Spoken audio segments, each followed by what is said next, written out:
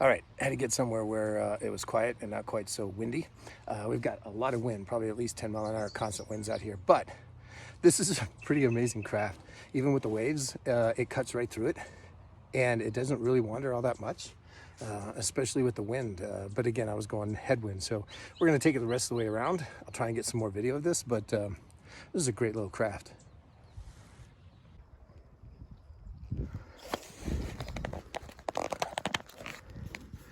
All right, so we're got that as a windbreak. Let's get out here a little bit. Kind of feel how it rides. I think my foot pegs may be just a bit far forward.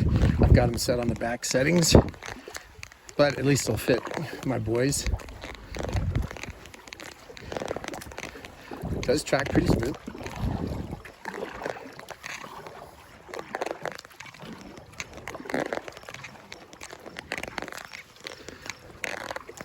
All right, so paddle is nice. Was worried that being a flat paddle, it wouldn't do quite as well as the scooped ones, but these are big, long, not necessarily super wide, so it does go in quietly.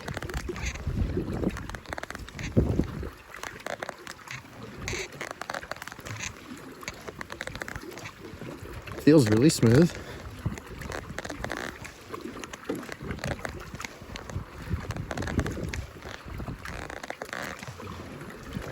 Able to turn easy.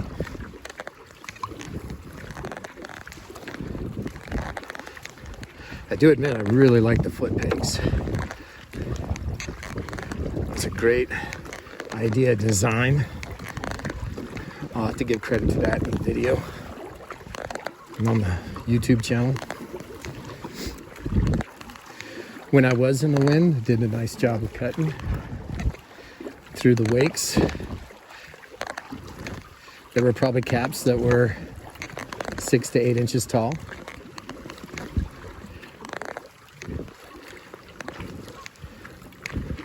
We'll come out here around this little berm. Wind is to our back.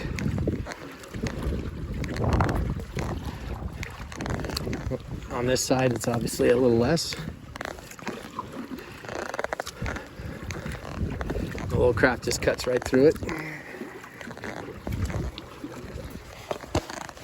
Oops, let's try and get things straightened out here a bit.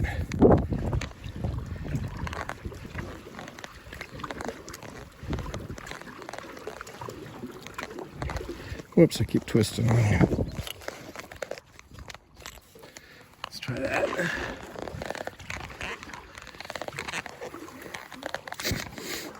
I do like the low backrest. I do think in order to position myself forward a little bit more, especially in the seat,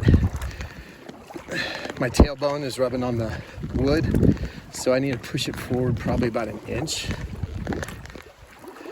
So make that adjustment on the next one, because it wouldn't be very comfortable for very long.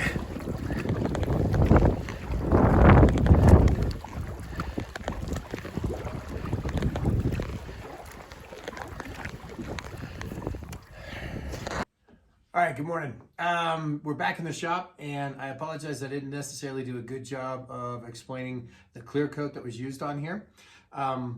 But it looks like we're going to do a little touch up today. We've got about 4 miles on the Canoe so far in terms of some of the water. And I've actually already broken one of my paddles, noticing that I really didn't do a good job sanding on the carbon fiber. So that's why as I was cranking, it would sit there and just flex back and forth and get loose. So a couple of things I may do differently on my paddles is I may have a slightly longer tenon in terms of instead of an inch, maybe an 1.25 inches, 1.5 inches, just to give a little bit more space inside the tube. It's just probably more for the epoxy to adhere to. In terms of the finish, I did use the Total Boat Gleam 2.0. You'll see in some of the videos I did do a spray application. I really struggled with that. Again, it could be just totally me. But I did do a brush application both inside and outside, and it seemed like when I would take my foam brushes and I would tape them down so that I only had a 1/4 inch of the tip left. It kept the brush from getting so soaked with the finish that I was able to do a slightly better job of applying it on. So you can see in terms of the light reflection for a brush application, that turned out pretty nice. I'm pretty excited about it.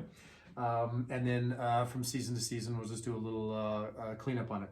I do have some pretty good scratches in it already, so I'm just going to take some of the leftover epoxy from here and then just brush ever so lightly on here in order to just kind of clean that up, just so that we're not getting too much into the fibers of the fiberglass. So that's just kind of a real quick touch up. We'll do some more video on the actual reservoirs, the lakes and so forth, but I'm amazed at how this handles, especially in comparison to the other one. Underneath, we've already got more beetle kill pine, so we in a couple of days will start another canoe.